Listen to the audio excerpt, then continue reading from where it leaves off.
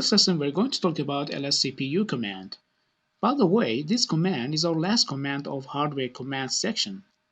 From next lesson, we'll go through Linux file commands. So, Lscpu command provides information about the CPU.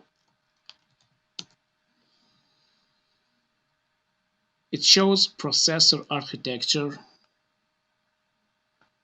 model name, speed of the CPU,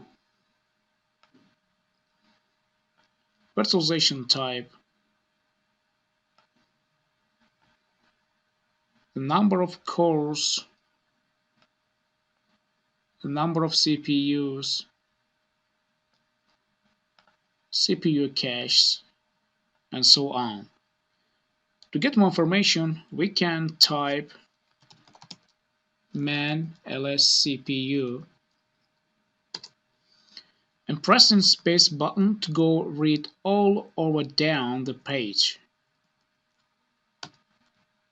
Actually, like some other hardware commands, lscpu command is not used as always.